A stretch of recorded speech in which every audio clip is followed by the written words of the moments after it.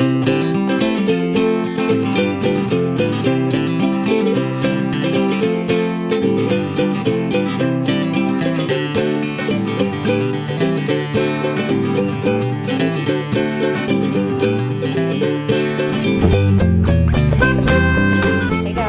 it's day 9. I can't believe it's August 9th. I'm trying to get this, I just got this idea for this video, so I'm trying to get it before the lighting gets really dark, because it's already 6 p.m. and I can tell I'm starting to turn purple.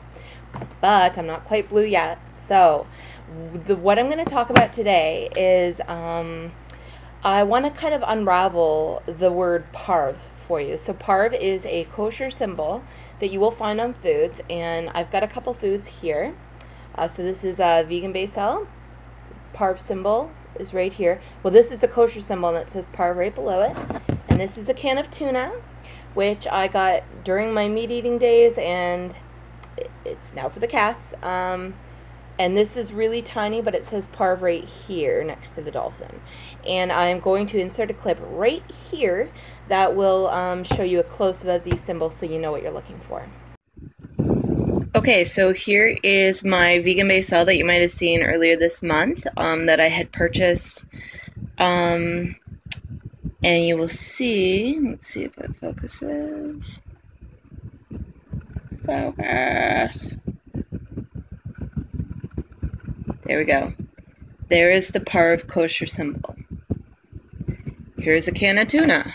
Now this tuna I bought when I was still eating meat. I was still eating, so this was like, I would say I bought this in 2014. It's like the only meat product besides cat food that I have in this house, and that is because this has been demoted to cat food. But you will see, let's see if it focuses.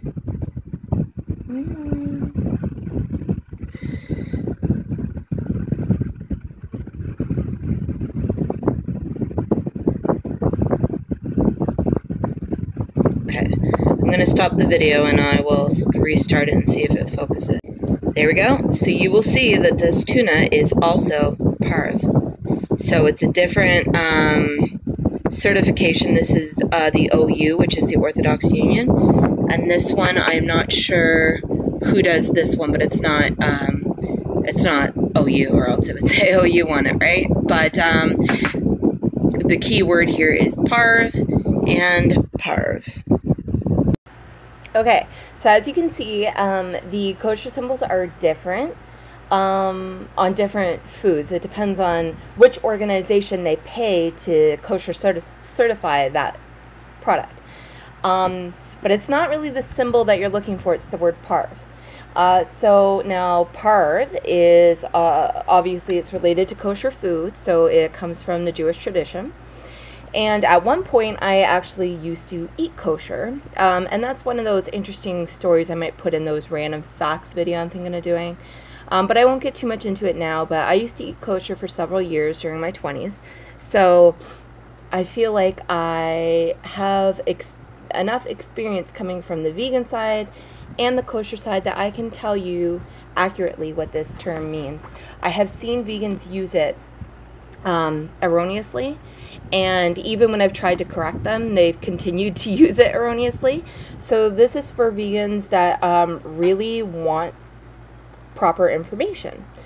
So basically what the term is, and I do use these as a guide, by the way. I will use the symbol as a guide, but it only works, you can only use it as a true guide when you're a vegan if you know what it means. And I've noticed a lot of people don't know what it means. So basically the Jewish dietary rules, or kashrut, means that you cannot mix meat and dairy together. So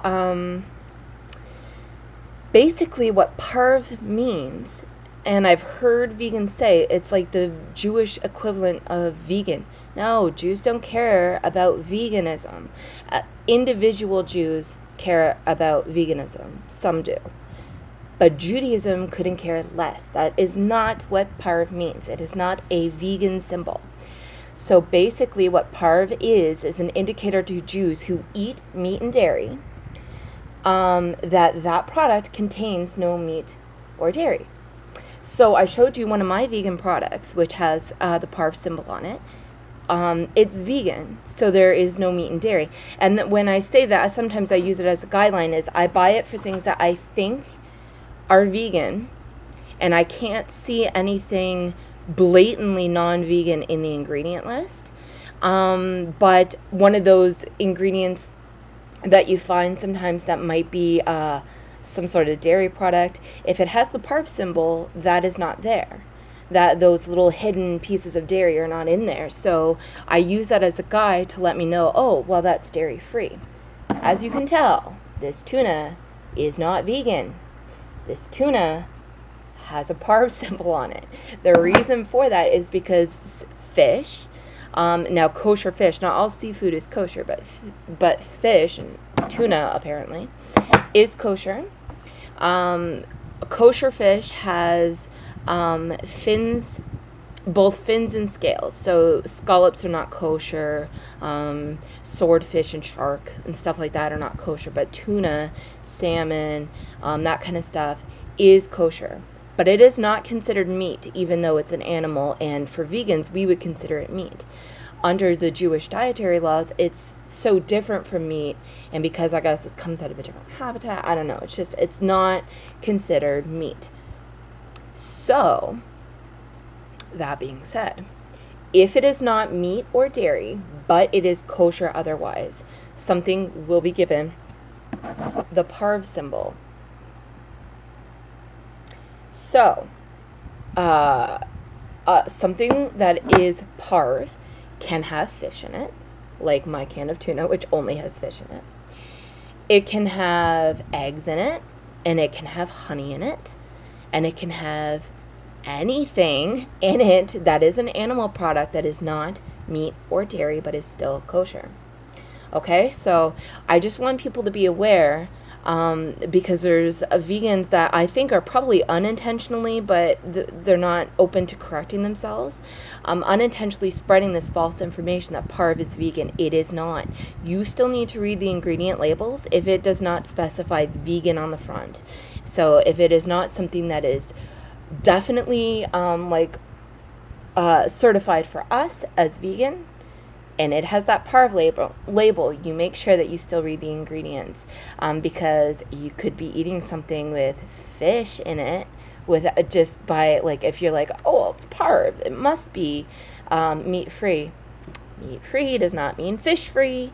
So yeah, don't be stupid, people. Just not understanding what the symbols mean does not make you stupid. Not reading the ingredient labels and following a label that is not designed for you, that's designed for people that follow kosher, is stupid. No offense, but it is. So read your labels, and yeah, I definitely use those kosher labels as a guideline, like I said, for in cases where I'm thinking, oh, this might have dairy in it. Oh, there's a Parve symbol, there's no dairy in it. But that symbol is not for vegans, okay?